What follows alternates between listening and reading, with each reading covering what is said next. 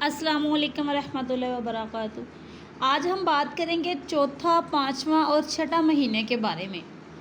तो जैसे ही आपको चौथा महीना स्टार्ट होता है तो सबसे पहले आपने अनोमली स्कैन करवाना होता है, जो कि 20 से 22 वीक्स में के दरमियान में होता है।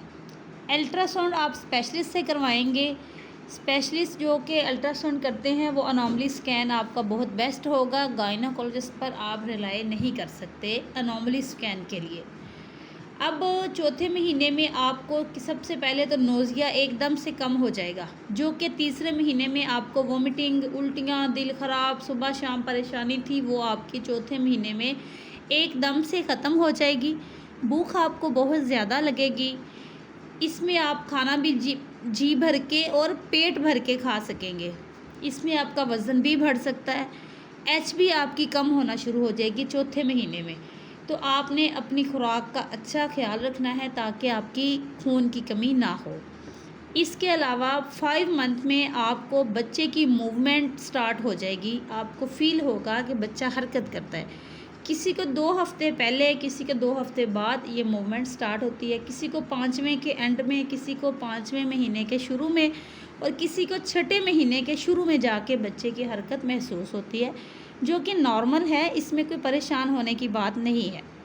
इसके अलावा यहाँ पे आपको चौथे महीने में शुगर का टेस्ट करवाना लाजमी होता है। 20 वीक्स के बाद शुगर का टेस्ट होता है, जो कि आप लाजमी करवाएंगे, क्योंकि शुगर होने के अमकानात ज़्यादा होते हैं हमल में। इसके अलावा ख़तरनाक अलामात जो आपको सेकंड ट्राइमेस्टर में हो सकती हैं, उनमें से सबसे पहले आपका ब्लड प्रेशर हाई हो सकता है। चेकअप करवाना लाजमी होता है। आपके पाँव पर सूजन नहीं होनी चाहिए। अगर आप पाँव लटका कर बैठते हैं और आपके पाँव पर सूजन हो रही है तो ये एक ख़तरनाक अलामत है। इसके अलावा शुगर का टेस्ट तो आपने लाजमी करवाना है। सेकंड ट्राइमेस्टर में पानी आपने ज़्यादा से ज़्यादा पीना है। आपको दूध, फ्रेश जूसेस, कलेजी, ऐसी चीज़ें लेनी चाहिए। कलेजी में विटामिन ए होता है, ये ज़रा आप कम इस्तेमाल करेंगे। मटन, बीफ, चिकन ये आप इस्तेमाल कर सकते हैं। फ़िश भी आप खा सकते हैं। एग आप खा सकते हैं। ड्राई फ्रूट्स आप ले सकते हैं। ड्राई फ्रूट्स के साथ साथ आप पानी या कोई लिक्विड चीज़, जूसेस वगैरह पिएंगे। अगर आपको शुगर है तो आप जूसेस नहीं पिएंगे, उससे बेहतर है कि आप फ्रूट्स ले लें। एग जो है उसको आपने हाफ़ फ्राई एग नहीं लेना, फुल फ्राई एग लेना है या उबला हुआ बॉयल एग लेना है। कलेजी में विटामिन ए होने की वजह से इससे परहेज़ करेंगे। इसी वजह से डॉक्टर्स कलेजी खाने से मना करते हैं। शुगर अगर आपको है तो आप जूसेस नहीं पिएंगे।